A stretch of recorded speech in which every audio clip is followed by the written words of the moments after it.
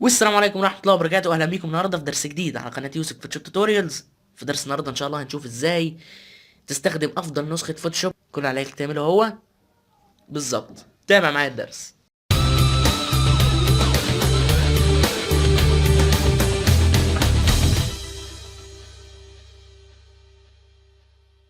قريت كومنت من كام يوم مكتوب فيه ممكن تقول لنا إيه أفضل نسخة فوتوشوب. فالسؤال ده يعني فكرني بفكرة الدرس اللي أنت قاعد بتسمعه دلوقتي ده.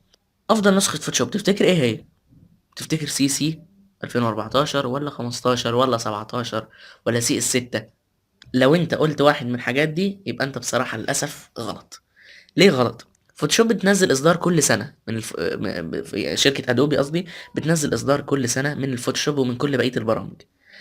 كل سنة بيبقى نازل فيه تحديث جديد، ممكن يبقى تحديث بسيط زي السنة دي، ممكن يبقى تحديث طفرة كبيرة زي من 2012 من 2013 ل 2014. فاحنا كل واحد فينا بيستخدم نسخة. انا بستخدم سي سي 2014 وانت بتستخدم مثلا سي اس 6. قريت في مرة تعليق قبل كده ان هو، اسف طبعا في اللفظ، ربنا يعني يعلي مراتبنا كلنا ويحفظنا، ويعني قال لي ان الفوتوشوب عامل زي، او برنامج التصميم عامل زي الجزمة.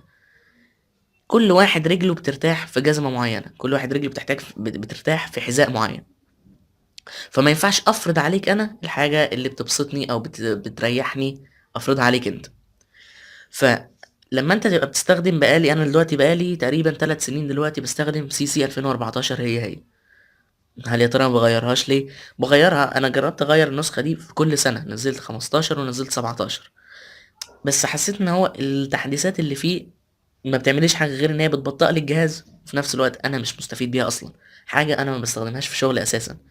فلما انا مثلا ابقى واحد بيرسم فيكتور ارت والاقي ان الفوتوشوب الجديد نزل وفيه خاصيه تجميل الوش، طب انت مالكش اي دعوه بالموضوع ده. انت بس كل اللي عليك تعمله هو ان انت بتفتح الصوره وبتمشي عليها بالبين تول. يعني مش هتحتاج حاجه ان انت ضافولك كاميرا رو فلتر، او ضافولك مثلا فلتر البلور. انت واحد تخصصك مجال معين مش هتستخدمه اصلا.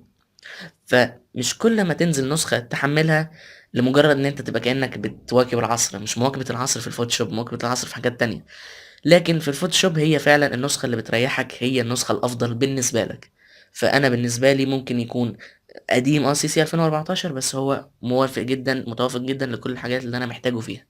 شكرا إن أنت سمعت مني الفيديو البسيط ده. أتمنى إن شاء الله لو عجبك تشيره لحد دايما كل سنة بيحمل الفوتوشوب الجديد لمجرد إنه جديد، وكمان عشان غيرك إن شاء الله يستفاد أيا كان بيعمل إيه. ولو عجبك فعلا يا ريت تدوس لايك وتكتب لي في الكومنتات تحت فكرة الدرس اللي انت عايزه ان شاء الله الجاي، او فكرة لوجو يا ريت تعمله عشان احنا عايزين لوجوهات او افكار دمج.